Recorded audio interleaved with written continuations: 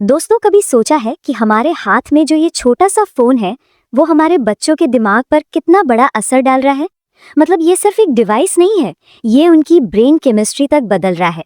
और जानते हैं, ये कहानी आज लाखों घरों की सच्चाई बन चुकी है। एक ऐसी महामारी जिस पर हम खुलकर बात ही नहीं कर रहे हैं। तो इस बहुत बड़ी और जरूरी बात को समझने के लिए हम इसे 5 हिस्सों में देखेंगे। हम 2 परिवारों की कहानी से शुरू करेंगे, फिर बच्चों के दिमाग और शरीर पर इसके असर को जानेंगे। हम ये भी समझेंगे कि ये लत आखिर काम कैसे करती है। और हाँ, सबसे जरूरी, हम उन समाधानों पर बात करेंगे जो इस मुश्किल से निकलने में हमारी मदद कर सकते हैं। तो चलिए सफर शुरू करते हैं पहली कहानी से।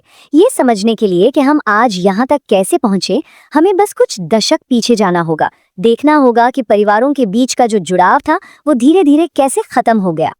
जरा सोचिए, एक तरफ 90s के दशक का वो परिवार है जहां शाम को सब साथ बैठकर हंसते बोलते थे, बातें होती थीं, और दूसरी तरफ आज का परिवार है जहां सब एक ही कमरे में है पर मेंटली मीलों दूर।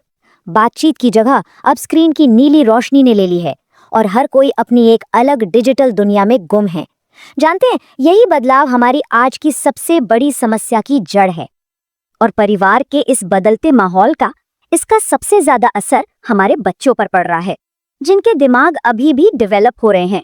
चलिए देखते हैं कि ये स्क्रीन उनके नाजुक मन पर किस तरह से अपना जाल बिछा रही है।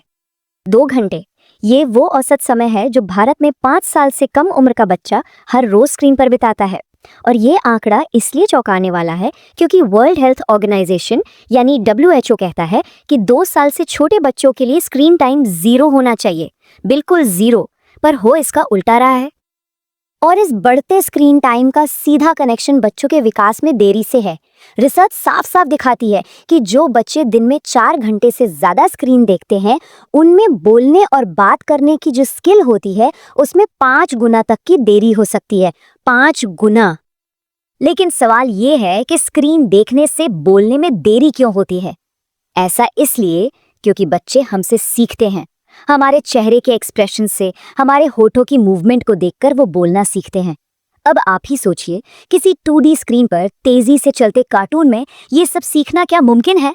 बिल्कुल नहीं। कुछ मामलों में तो ये इतना गंभीर हो जाता है कि एक्सपर्ट्स ने इसे वर्चुअल ऑटिज्म का नाम दिया है। ये वो हालत है जब ज्यादा स्क्रीन देखने वाले बच्चों में ऑटिज्म जैसे लक्षण, जैसे सोशल कट ऑफ होना, बोलने में देरी, ये सब दिखने लगते हैं। पर इसमें एक उम्मीद की किरण भी है। कई मामलों में ये देखा गया है कि जब स्क्रीन को पूरी तरह हटा दिया गया तो बच्चों में कमाल का सुधार हुआ। और जैसे जैसे बच्चे बड़े होते हैं, यही स्क्रीन उनकी परेशानियों से भागने का एक जरिया बन जाती है। वो अपनी प्रॉब्लम्स किसी से शेयर करने के बजाय फोन की दुनिया में सुकून ढूंढते हैं। लेकिन असल में ये एक खतरनाक जाल है जो एंजाइटी और डिप्रेशन को कम नहीं करता, बल्कि और भी ज्यादा बढ़ा देता है। ये असर सिर्फ दिमाग तक ही नहीं रुकता, स्क्रीन की ये लत बच्चों के शरीर पर भी चुपचाप हमला कर रही है, और इसके नतीजे भी उतने ही, बल्कि उससे भी ज्यादा गंभीर हैं। जरा एक पल रुककर इस लाइन के बारे में सोचिए। आज हमारे बच्चे कैदियों से भी कम समय बाहर बिता रहे हैं। ये सिर्फ एक लाइन नहीं है दोस्तों, ये एक बहुत बहुत गंभीर चेतावनी है। तो इसका शरीर पर क्या असर होता है, चलिए देखते हैं। सबसे पहले तो आंखों पर, जहां मायोपिया एक महामारी की तरह फैल रहा है।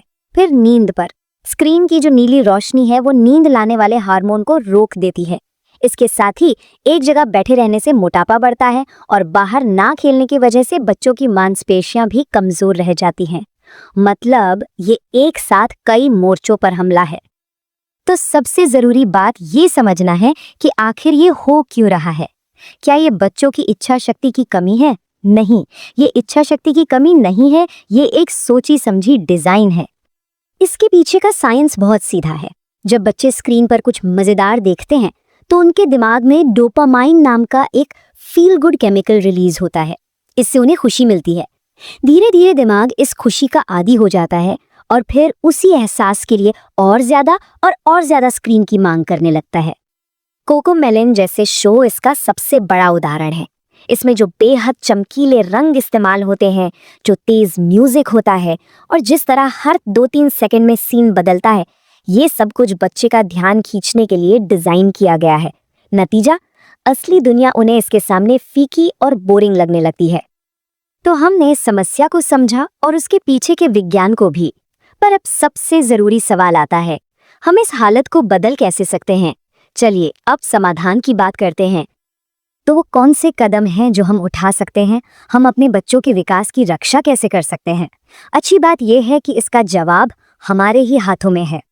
ये मुश्किल जरूर है पर नामुमकिन बिल्कुल नहीं।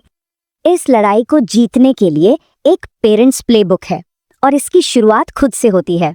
हमें एक अच्छा उदाहरण बनना होगा, फिर नियम बनाने होंगे, जैसे घर में स्क्रीन फ्री जोन बनाना और बाहर खेलने को प्रायोरिटी देना। लेकिन इन सब में सबसे जरूरी नियम आखिरी वाला है कि हमें एक टीम बनकर लड़ना है। याद रखिए, ये बच्चे बनाम माता पिता की लड़ाई नहीं है, ये परिवार बनाम स्क्रीन की लड़ाई है। चलिए इस एक गहरी सोच के साथ आज की बात खत्म करते हैं। असल में हमारे बच्चे स्क्रीन के आदी नहीं हैं, वो उन चीजों के आदी हैं जो स्क्रीन उन्हें देती है, बिना शर्त ध्यान, कनेक्शन और वैलिडेशन। ये समस्या टेक्नोलॉजी की नहीं बल्कि इंसानी जरूरतों की है। बच्चे स्क्रीन की तरफ उन चीजों की तलाश में भागते हैं जो शायद उन्हें असल दुनिया में नहीं मिल रही हैं। और ये बात हमें अपने बच्चे की सच्ची जरूरतों को समझने का एक बहुत पावरफुल नजरिया देती है।